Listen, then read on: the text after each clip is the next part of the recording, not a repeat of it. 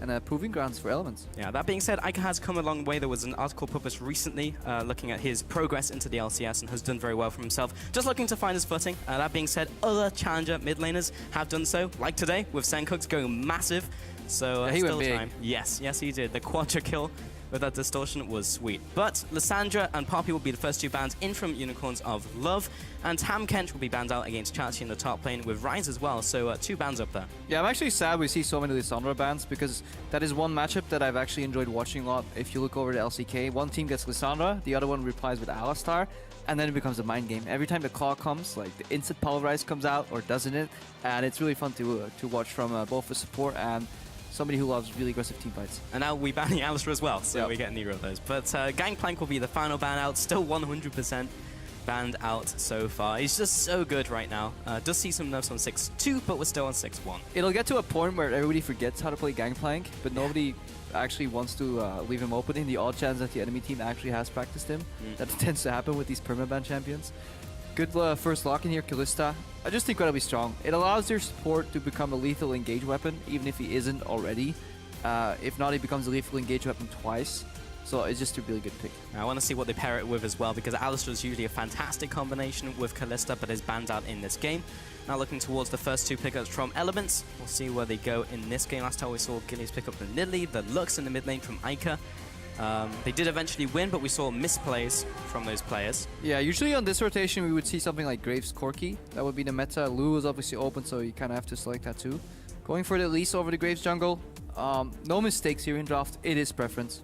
Yeah, really that's down to what the players want to pick up. We're never going to see Swain. But yeah, he received some nerfs before really seeing competitive play, which was sad. Yeah, he got hit by the preemptive nerf bat, which is very often the worst nerf bat out of them all. So no more Swain. Looking at Elements, they may copy what Origin was doing. They can still get their hands on Lucian. They can get even a Corki mid if they go for Lulu top and then have a double AD carry in which they buff one of them.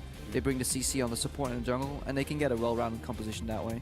Yeah, Graves is also open if they wanted it, but then they'll be going hard into the AD carries with one in mid, AD carry and jungle. So we'll see if that is the case. But swapping over to Rek'Sai would make a lot of sense. Is just one of the top tier junglers along with Elise right now and Lee Sin, so just sitting up there in the trifecta, and that'll be locked in along with the Thresh. Yeah, Thresh Kalista coming out from the Unicorns. They played it last week almost to perfection against Fnatic. Steelback went up something like 34 CS at 10 minutes against Reckless.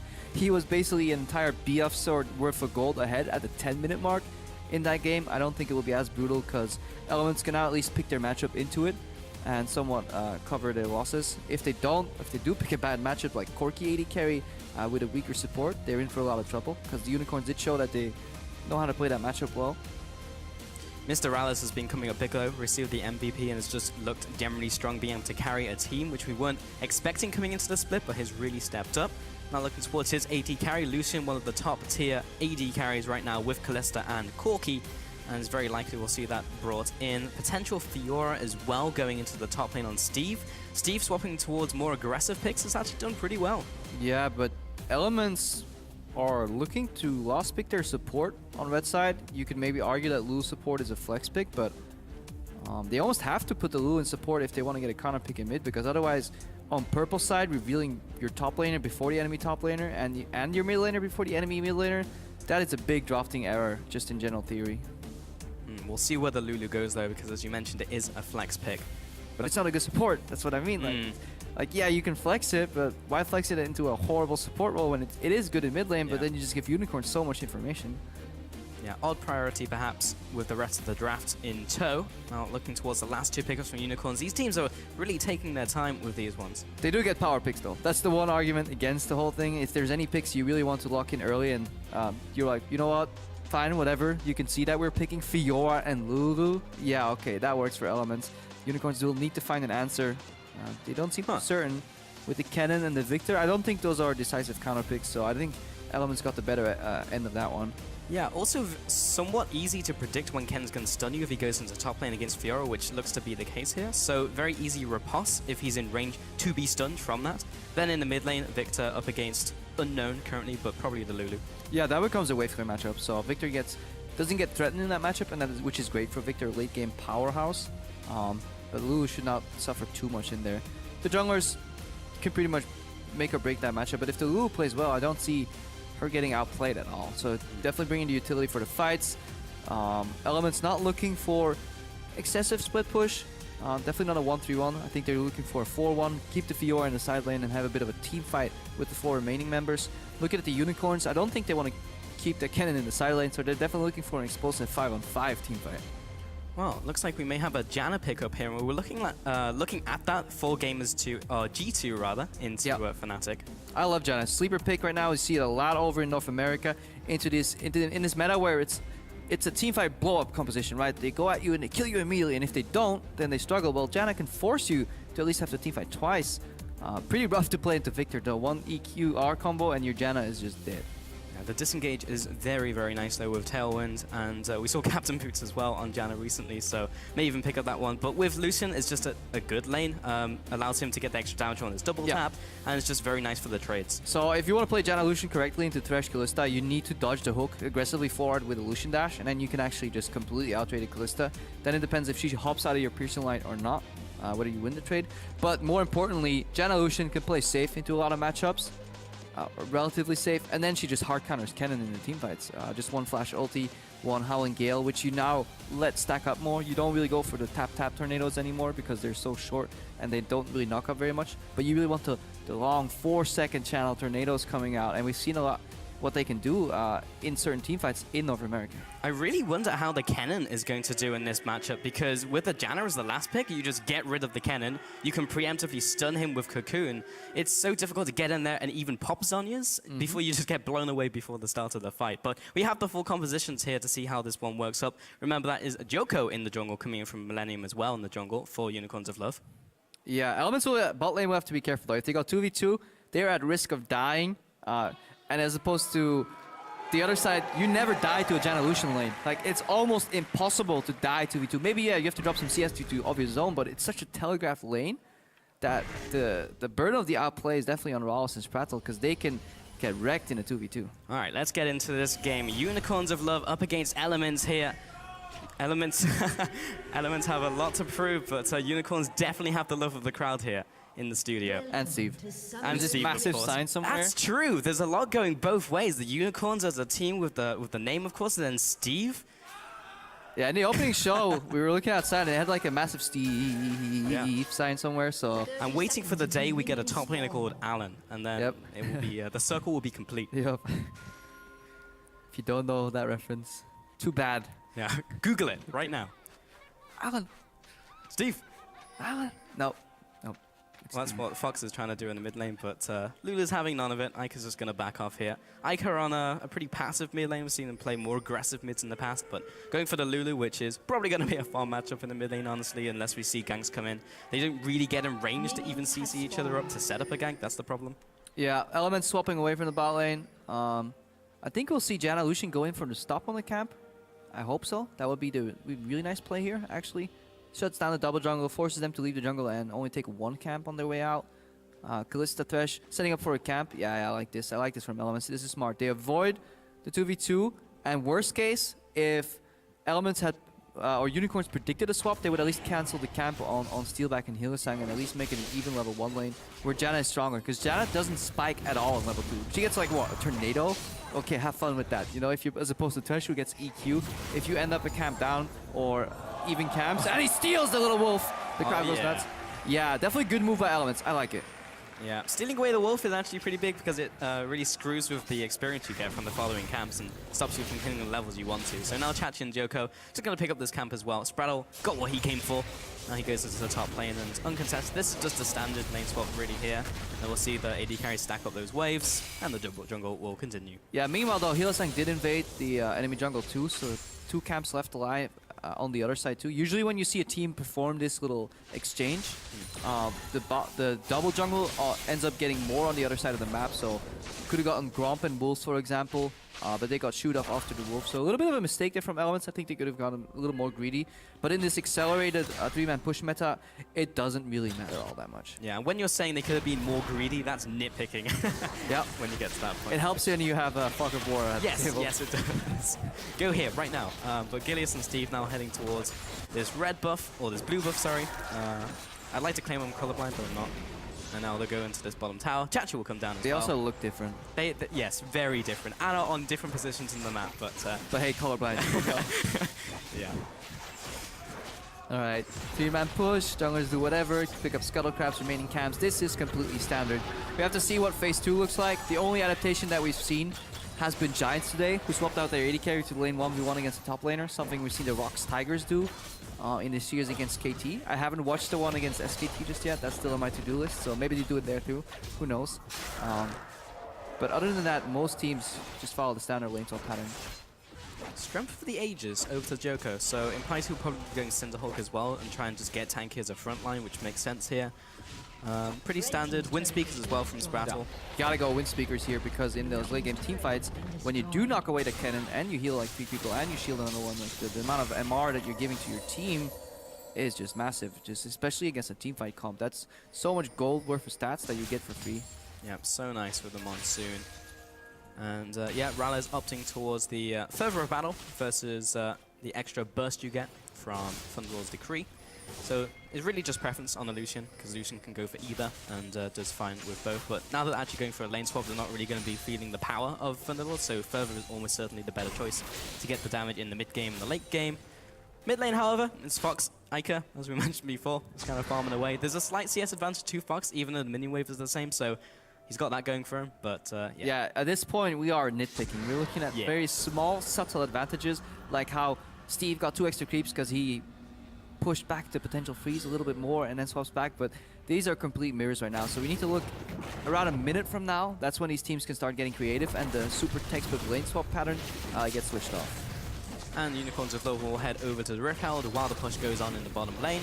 So most likely this will go over to Joko, maybe even give it to a solo laner as well. Generally seeing these very early early heralds go to the AD carries. This is actually the phase where you can go for a 4-man group double tower push in the top lane. We've seen that. When teams go at the other side of the map, they go for 1 tower and dragon, and they get surprised by the Rift Herald buff. So let's see what Elements does here, if they put any prioritization on that dragon, or if they recognize the looming threat of losing their tier 2 tower. In this situation, it didn't really matter, but Hillside just passed over the Eve's Doom, or Doom's Eve. Yeah. And then, yeah, got that one. But it doesn't matter because the grouping was formed. Sharing is caring. Anyway, it is. Hillside wants the extra damage and move speed. Actually gets some range for a hook, so probably actually not too bad. But gonna take up this top turret. We'll be going down. Most likely the gold will go over to Chachi, and can deny some of those minions as well. Steve gonna do the same thing in the bottom lane, and we'll take that one down. So really, if you look across the board, very similar in terms of what both teams have gained. Oh, yeah. Gonna survive another wave. Oh, he messed up that? Yeah. That's pretty big, because now the way that he was supposed to bounce, he has to push in right now. So that's a very big mistake here from Vizichachi, who's in tempo, as opposed to Steve, who's all the way in the bot lane. He's farming his merry way around. Slightly frozen way for him too, so Steve did it perfect. Vizichachi messed up.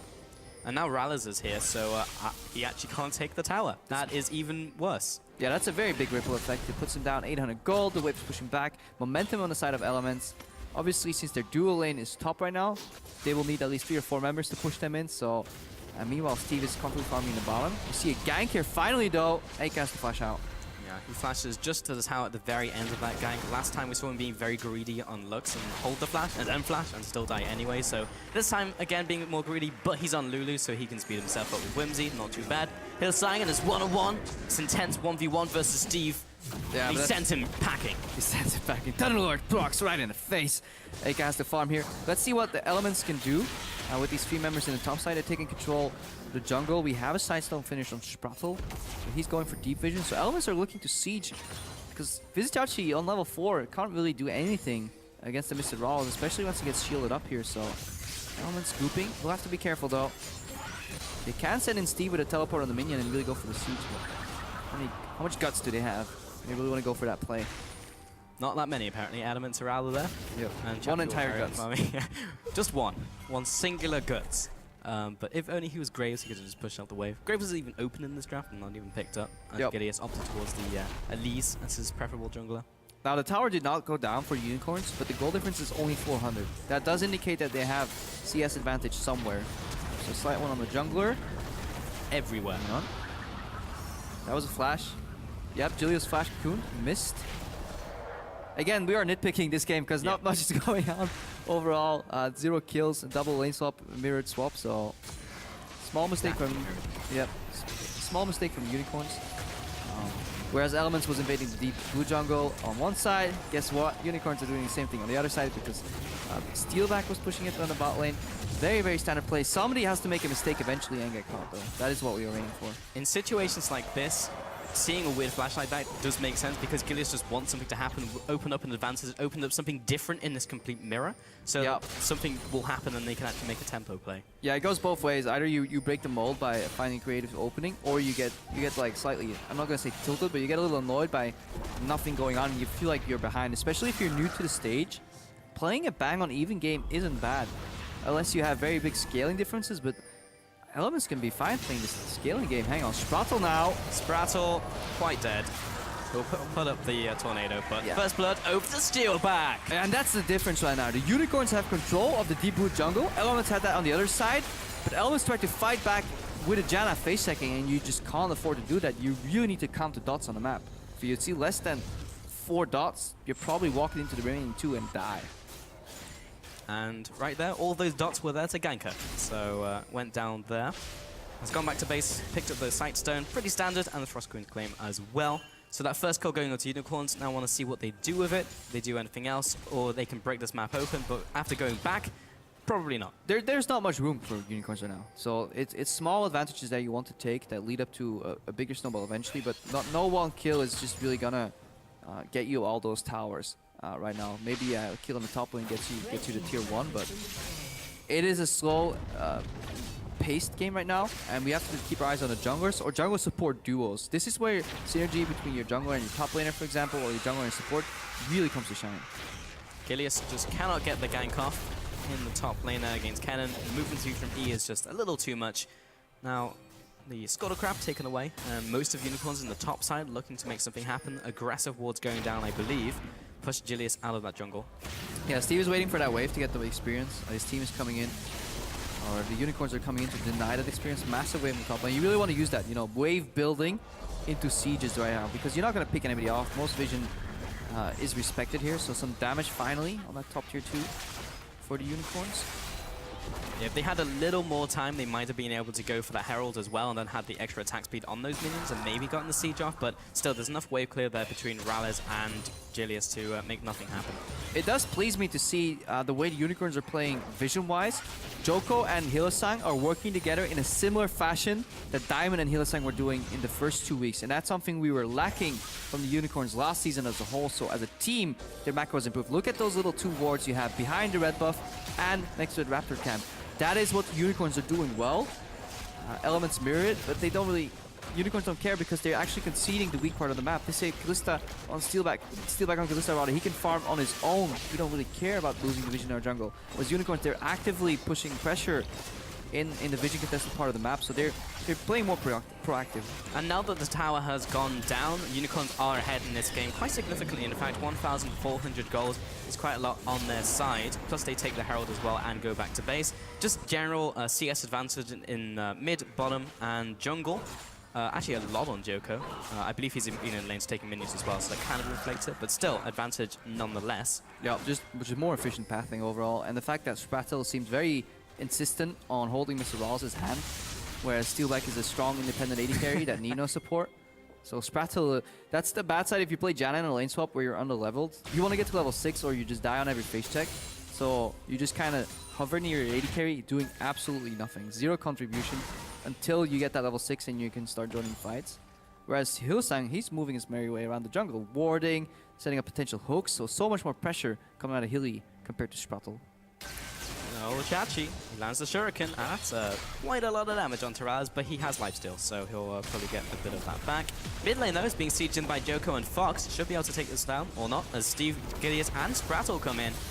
Get the Cocoon onto Joko, but he's fairly tanky. He's picked up the Cinderhawk already, and he has the extra movement speed from the Swiftness boots. Yeah, Elements with a very, very good teamfight composition 4v4 if the fight's coming to them, but they have a hard time engaging it themselves. Cocoon is the only thing they have.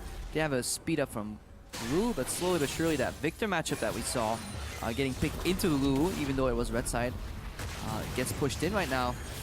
He keeps pressuring the tower. Both towers are down. If that third tower opens up and Hylissang and Joko continue the deep vision style, then Elements could be in for a whole world of trouble. Very possible. Steelback is still being left on his own. Actually, he's now joining his team. Would you do that in solo queue, Crepper? Would you leave your AD carry alone? Yeah, of course. And then I kill mid, and then he dies alone. And I'm to blame. Joker right here trading with Julius. Cocoon is down though. The group in the mid lane is here. We'll likely see a culling for the wave clear because Aka can't clear that alone. And the flash and the hook goes Field goal! wide. How many points is that? Give me 10. Do you watch football? Of course I don't. Okay. I come from Liverpool as well, man. It's Yeah, you're a small Asian Liverpooler. Liverpudlian, I think you'll find. Probably not gonna have the greatest knowledge of American football. If only the official was here, we would know. Yeah, and lucky he is not. He's gone, he's been benched, Yep. and now the blue buff will be taken up. Joko going straight into the enemy jungle, just has a tunnel set up so he can jump in there. Yeah, Unicorns have had control of both deep jungles really the entire game right now, and that's why these lanes have fallen, because nobody on Elements can actually safely push out beyond the river point. Aka's also in the losing push matchup in mid. There's no jungle interaction because Gilius can't find any openings. If the Cocoon hits at all, there's no follow-up. Sproutle is still watching Mr. Wallace farm. He's taking the scenic approach to League of Legends. So, very, very lackluster passive Elements overall. We have train spotters, now we have CS spotters. A new sport from Sprattle, brought to you at home.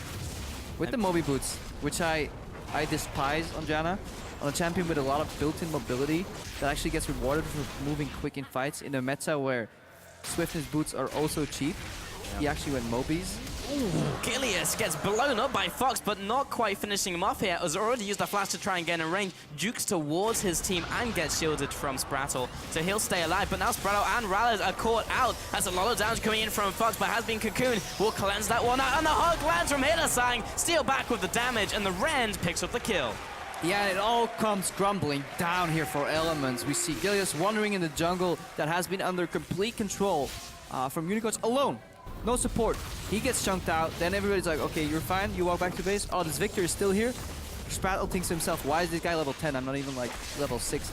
He gets poked out. Mr. Wallace tries to help. He gets hooked. So really, really just snowballing down the hill. And Elements, they seem very, very flustered. Yeah, very flustered. And the fact that Sprattle was level 5, I mean, Hittersang's just hit level 6, but he had that before then and was actually getting enough experience so he could hit that spike. Having Monsoon in a game like this, where it's very possible someone's going to get picked, is quite important as a disengage tool. Just walk together. There's no goal here. It seems very, very dynamic Huey. What Elements is doing here is like, oh, the vision in the jungle is gone. It's dark. Let's walk in and find out who's there. Well, it turns out there's a level 10 Victor. May have to flash out. So, as opposed to Unicorns, I don't think we're giving them enough credit. They're playing a really, really solid style of League of Legends here. Really good pushes on the side lane, moving in for vision in between. Playing aggressively, but with enough caution that they don't get turned on. Really using their vision well. They haven't been in their own jungle for longer than maybe a minute in the last 5 minutes. And the macro game continues from Unicorns of Love, something we've really just been impressed from compared to the old style, which was just make some flashy outplays and get ahead and maybe win the game. Yeah, 5 towers to 2. 6,000 goldie right now, 3 kills to 0. That is complete opposite. Usually we would see the Unicorns losing towers, but winning kills ever so slightly because they play a super chaotic style. Yeah, really, really nice to see the improvement, and something I honestly wasn't expecting to be predicted here, because Unicorns as an organization didn't seem to offer much growth to their players. It does seem with the roster changes, we've seen an entirely new gameplay. One of our questions as well is how is Joko going to fit into the team with Diamondprox moving out, because he had so many influences in those First Bloods. So far, actually not too bad. Has been fitting with the team pretty well in their movements. Has been involved in the kill as well. Was there with his team to set those up. Has also been in the enemy jungle, keeping up the vision. Yeah. Unicorn's going a little heavy on the blue trinkets though. Developing style we've seen is a lot more yellow trinkets once you do get that lead, because obviously they don't just get revealed. You need True Sight to reveal them with either Vision Wards or the Sweepers. And they're not really at risk of getting picked off. I mean, if you're face shaking to Elements, only the Cocoon is really going to punish you. Or a Whimsy. That's about it. So I think Unicorns could do well by switching to yellow trinkets, keeping the same playstyle, and eventually either open up the tier 2 tower in the top lane or go for an early Baron. They may actually have just done that already. I lied. It's not Baron dead. It's Repel. It's 17 minutes 40. I'm just so confused. Why are there 5 towers down at 17 minutes? Why are these guys like 6,000 gold down? And then I look on the minimap and I see the Baron pit. I'm like, oh, they're sneaking a 2-man Baron. Yeah. Nope. That's a Repel. Yeah, this is a worrying correlation, or the start of one that could be for Elements, because they have many strong opponents ahead, and Unicorns is only the tip of the iceberg. Yeah, definitely. So Elements 3-1 right now in the split, but they've faced some rather poor opponents, and they need to face the more stronger teams coming up, and Unicorns probably one of the... Hang on, Joko. He's out. Oh, Ica might be out as well. He's got his ultimate and flash and ignite and burns none of it though. And that's the problem. If you fall behind with a team comp like Elements have, Unicorns don't actually have to kill you. They can just use their offensive tools to chunk you out and just disincentivize you from even fighting. And Elements, because they lack the hard engage, they can't even answer that. They're like, okay, I survived, but I have to walk back to base. But what do? We wait for Cocoon. So they have a really good 4-1 if Elements stays even, plays the macro well, or get ahead. But if Elements are this far behind, it's incredibly hard to come back. I think that's something people forget as well. Sending someone back to base is still time that they've gained. Yeah. People go deep for kills and chase too far when they can just shove them out and take the tower. Yeah, the essential logic you want to follow is if you kill somebody, he's out of the frame or out of the equation for maybe like 30 seconds, but you can chunk them and acquire the same and play a macro style. H2K does that fantastically, especially early in their game against Fnatic.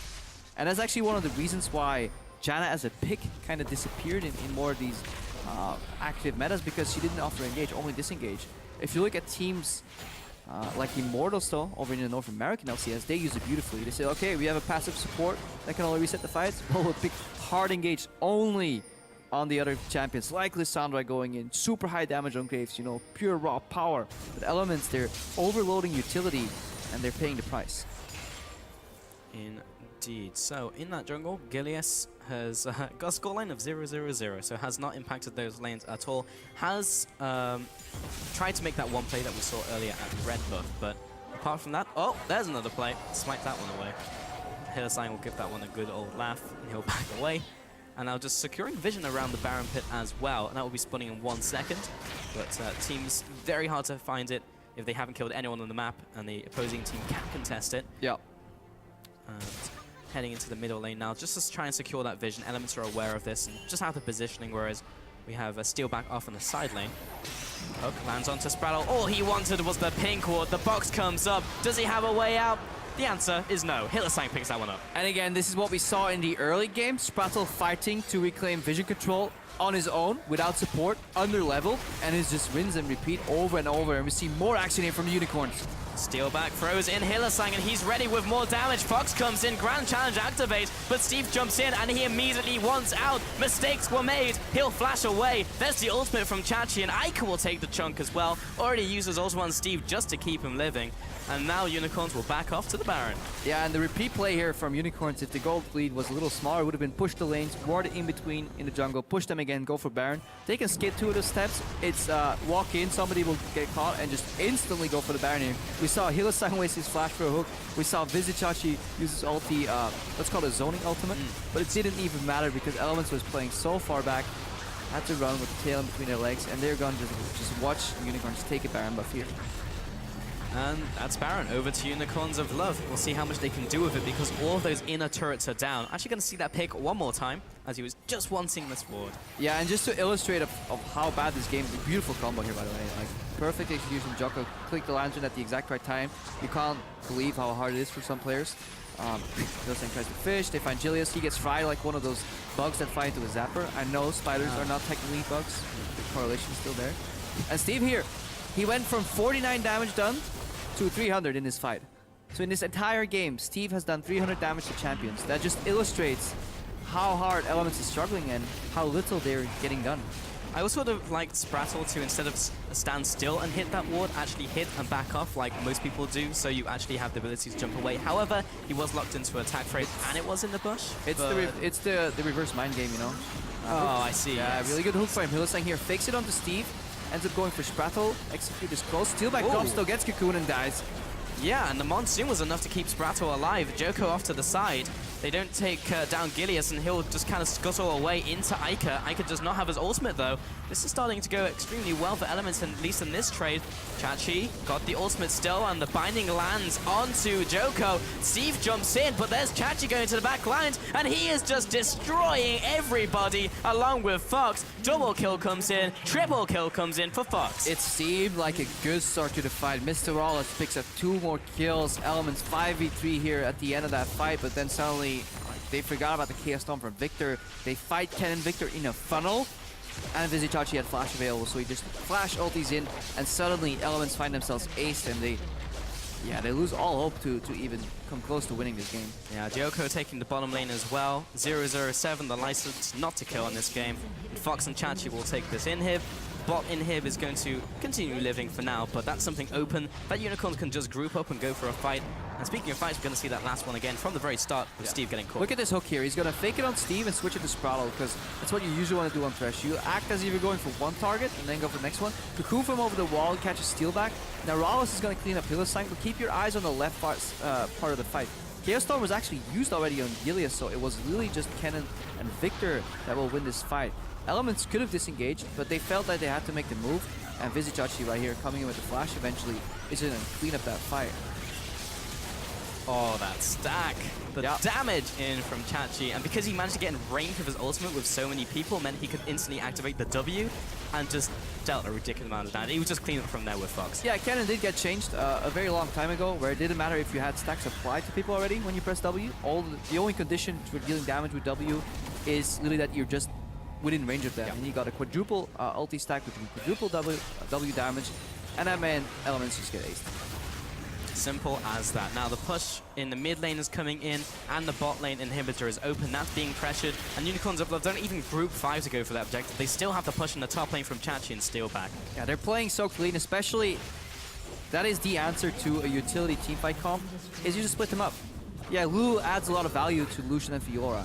Fiora gets to carry these fights because of Janna and Lulu, but if you split them up and they're already behind, you just isolate them and expose their weaknesses, and you just push them in over and over.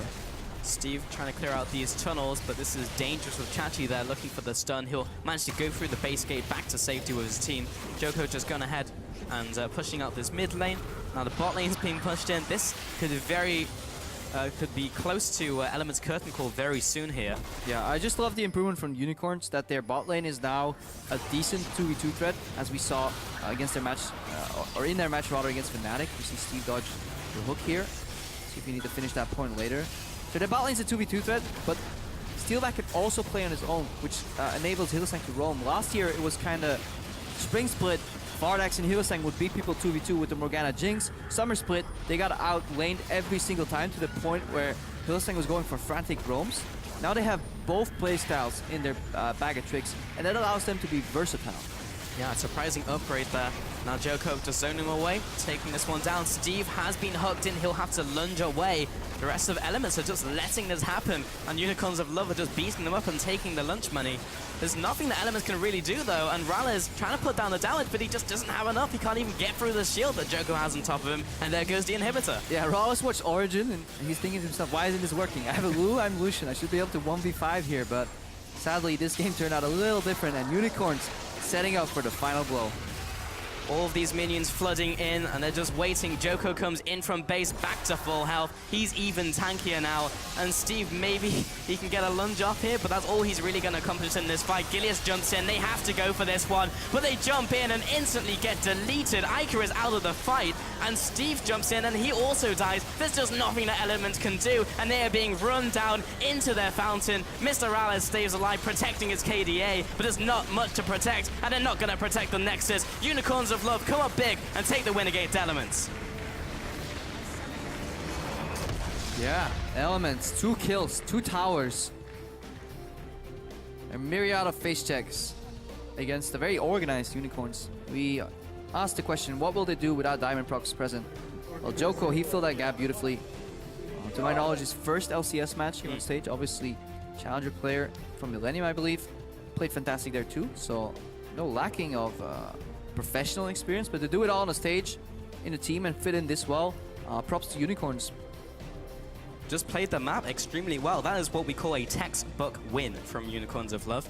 And Elements just could not find a way into that game. They made the plays. They made to try and make plays with Gilius flashing with the Cocoon, but it just didn't come up. Yeah, and this is including a failed phase 2 of the lane swap where Vizichachi did not get that tier 1 tower in the top lane immediately and actually failed to bounce. So even given that, allowing Elements to get a 1.4k lead or something due to that, they just fought back perfectly. They played a deep vision game, patiently waiting for somebody to explode, And yeah, it worked out. Beautiful game from Unicorns. The day has arrived where Unicorns are outplaying people on a macro level and doing it incredibly strong. This has been a trend that we've been seeing over the last couple of weeks, and it is not stopping. Elements now, we mentioned this in the game, but they have a tough schedule ahead of them. Unicorns was just kind of the first one of that, and not doing well against Unicorns, it's worrying. Yeah, it's worrying, but we don't know how good these Unicorns are because they're sitting at the top or near the top of the table right now. So a lot of question marks still. We don't know how good the H2K is without Ryu, but Elements did obviously play some of the weaker opponents. Yeah.